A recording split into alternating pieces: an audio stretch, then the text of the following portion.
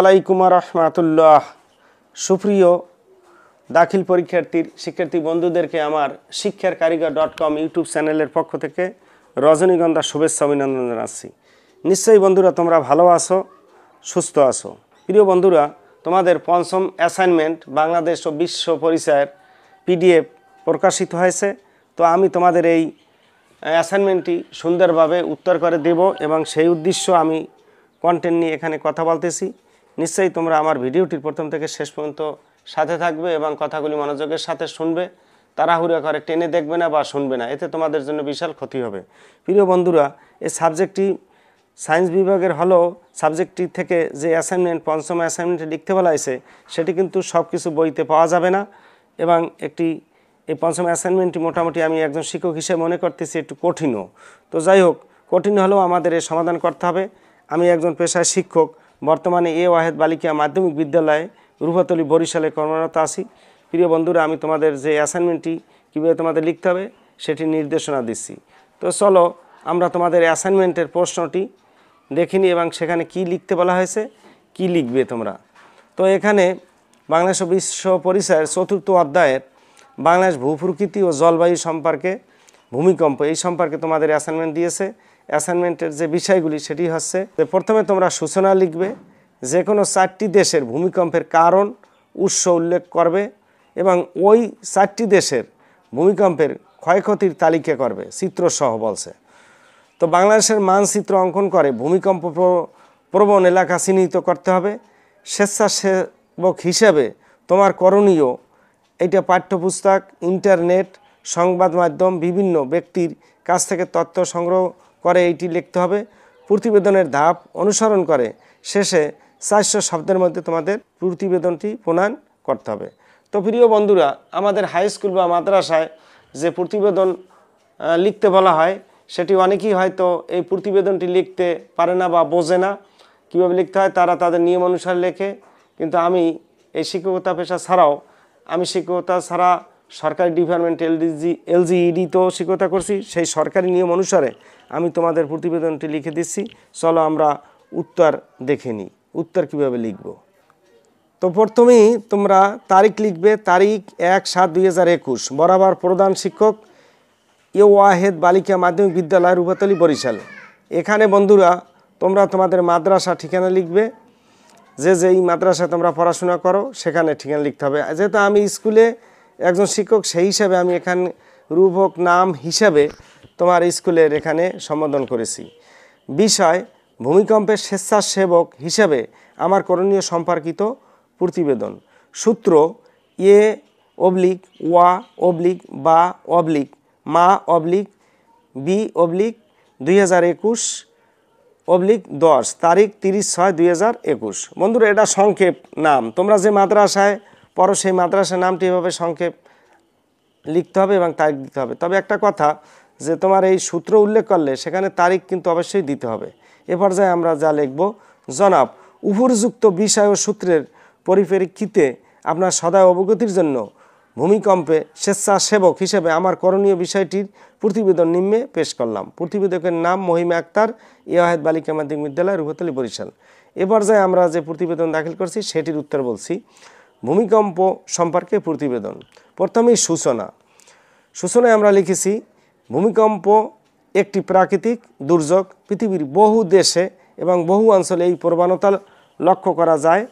সভ্যতার বহু ধ্বংসলীলার কারণ হিসাবে ভূমিকম্পকে দায়ী করা হয়।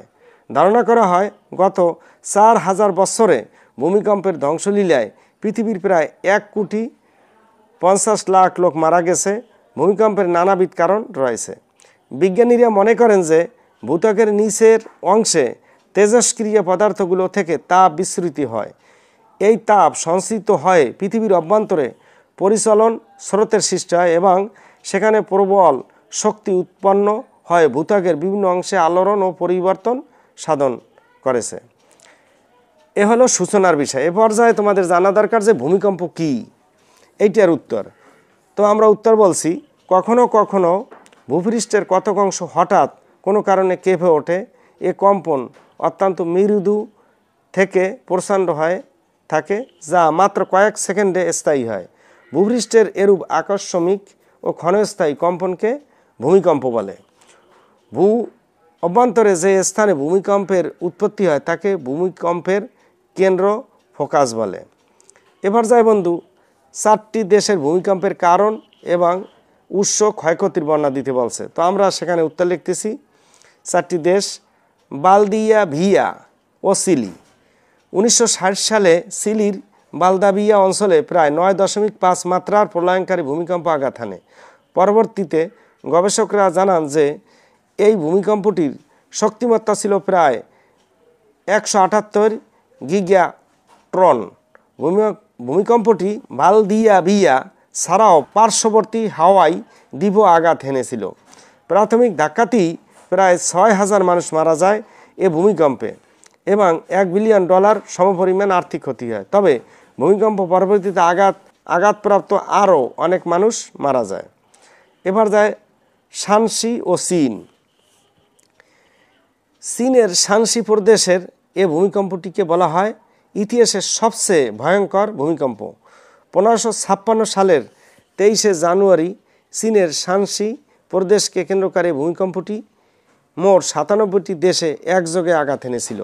বেশ কয়েকটি দেশের সমতল ভূমি প্রায় 20 মিটার দেবে গিয়েছিল। 80 মাত্রার এই ভূমিকম্পটির শক্তিমাত্রা 1 গিগাটন হওয়া সত্ত্বেও এতে প্রায় 8.5 লক্ষাধিক মানুষ মারা যায়। শানসি প্রদেশের মোট জনসংখ্যার 60% ভূমিকম্পে মারা গিয়েছিল। এবার যে আমরা বলবো অন্য আরেকটি, যেমন সুমাত্রা ও ইন্দোনেশিয়ায় যে ভূমিকম্প হয়েছিল সেটি। 2004 সালের 26 ডিসেম্বর ভারতীয় মহাসাগরে সৃষ্ট 9.1 থেকে 9.3 মাত্রার ভূমিকম্পটি 32 গিগাটন শক্তি নিয়ে ইন্দোনেশিয়ার সুমাত্রায় আঘাত হানে। পার্শ্ববর্তী দেশ মালদ্বীপ এবং থাইল্যান্ডেও এই ভূমিকম্পের ধাক্কা লাগে। এ ঘটনায় প্রায় 2.5 লাখ মানুষ রাতারাতি মারা যায় এবং আনুমানিক $7 বিলিয়ন সমপরিমাণের ক্ষয়ক্ষতি হয়। তবে পরবর্তী সময়ে বিশ্লেষকরা জানান যে ভূমিকম্পটি 8 থেকে 10 মিনিট পর্যন্ত স্থায়ী ছিল। এবার যায় আলাস্কা উপদ্বীপ ভূমিকম্প। 2020 সালে জুলাই মাসে শক্তিশালী এক ভূমিকম্প কেঁপেছে যুক্তরাষ্ট্রের দূরবর্তী পশ্চিম আলাস্কা উপদ্বীপ এলাকা। এর মাত্রা ছিল 7.8 মাত্রার। এই ভূমিকম্পের পর সেখানে সুনামির সতর্কতা ও সংকেত জারি করা হয়। যুক্তরাষ্ট্রের জিওলজিক্যাল সার্ভে থেকে জানানো হয়েছে আন্তর্জাতিক মান সময় বুধবার সকাল 6টা 12 এই ভূমিকম্প হয়। এই অঞ্চলে 1964 সালে 1.2 মাত্রার ভয়াবহ এক ভূমিকম্প হয়েছিল, যা এখন পর্যন্ত রেকর্ড মাত্রার ফল সৃষ্ট সুনামিতে 250 জনের বেশি মানুষ মৃত্যু হয়েছিল। এবার যায় বাংলাদেশ ভূমিকম্প সম্পর্কে আলোচনা। বাংলাদেশে ভূমিকম্পের কারণ ও ভৌগোলিক অবস্থানগত কারণে বাংলাদেশ ইন্ডিয়ান ও ইউরোপিয়ান প্লেটের সীমানার কাছে অবস্থিত। এ কারণে বাংলাদেশের ভূমিকম্প প্রবণ অঞ্চল। ভূমির ভূ অভ্যন্তরীণ কাঠামোগত কারণে বাংলাদেশে ভূ আলোড়ন জনিত শক্তি কার্যকর এবং এর ফলে এখানে ভূমিকম্প হয়। মানব সৃষ্ট ও প্রাকৃতিক কারণে দেশের কিছু অংশ দেবে যাচ্ছে, আবার কিছু অংশ কেঁপে উঠে যাচ্ছে। ভূমিকম্পের সম্ভাবনা বাড়ছে। পাহাড়ি অঞ্চলে ভূমিকম্পের কারণে ফাটলের সৃষ্টি হয়। ভূমিরূপজনিত কারণেও ভূমিকম্পের সম্ভাবনা দেখা দেয়। পাহাড় কাটা সহ মানবসৃষ্ট কারণে বাংলাদেশে ভূমিকম্পের সম্ভাবনা বৃদ্ধি পাচ্ছে। বিশেষজ্ঞদের মতে বাংলাদেশ পৃথিবীর অন্যতম ভূমিকম্প বলয়ে অবস্থিত। বাংলাদেশে ভূমিকম্প হয়ে থাকে টেকটনিক প্লেটের সংঘর্ষের কারণে। ভূ স্তরের ভূমিকম্প প্রবণ ইন্ডিয়ান প্লেট ও মিয়ানমার সাব প্লেটের মাঝখানে বাংলাদেশ অবস্থিত। ভূতাত্ত্বিকদের মতে বাংলাদেশের অভ্যন্তরে এর পার্শ্ববর্তী, বিশেষ করে উত্তর ও পূর্ব দিকে ভূমিকম্প হওয়ার মতো যথেষ্ট ফল্ট বা চুক্তি বিরাজ করছে। এই চুক্তি আসামের ডাউকি ডেঞ্জার চুক্তির সাথে সংযুক্ত। এই ডেঞ্জার ফল্ট লাইনের অবস্থান করছে। বাংলাদেশের সিলেট জেলা 1989 সালে ফরাসি ইঞ্জিনিয়ারিং কনসোর্টিয়াম বাংলাদেশের ভূমিকম্প বলয় সংবলিত মানচিত্র তৈরি করেন। এতে 3টি বলয় দেখানো হয়েছে। প্রথম বলয়কে প্রলয়ঙ্করী, দ্বিতীয় বলয়কে বিপজ্জনক এবং তৃতীয় বলয়কে লঘু বলে বর্ণনা করেছেন। এই বলয় সমূহকে বলা হয় সিসমিক রিক জোন। প্রলয়ঙ্করী বলয়ে রয়েছে বান্দরবান, চট্টগ্রাম, সিলেট, ময়মনসিংহ ও রংপুর। বিপজ্জনক এলাকা হিসাবে ঢাকা, টাঙ্গাইল, বগুড়া, দিনাজপুর, কুমিল্লা, রাঙ্গামাটির অবস্থান। দেশের অন্যান্য অঞ্চল লঘু বলয়ে অবস্থিত। এখানে বন্ধু তোমাদের একটি চিত্র দিতে হবে এবং চিত্রে এই বলয়গুলির এখানে চিহ্নিত করতে হবে। এরপর বাংলাদেশ ভূমিকম্পের প্রবণ এলাকাগুলিও দেখাতে হবে। এখন স্বেচ্ছাসেবক হিসাবে বাংলাদেশে যদি ভূমিকম্প হয় আমার কি করণীয়? তো আমার করণীয় হিসাবে সকলের মধ্যে সচেতনতা বৃদ্ধি করতে পারি। ভূমিকম্প হলে তাৎক্ষণিক করণীয় সম্পর্কে সবাইকে সচেতন করতে পারি। আশ্রয় কেন্দ্র এর ব্যবস্থা করতে পারি। দুর্যোগের বার্তা প্রচার করতে পারি। অনুসন্ধান এবং উদ্ধার কাজে নিয়োজিত হতে পারি। প্রাথমিক স্বাস্থ্য সেবা দান করতে পারি।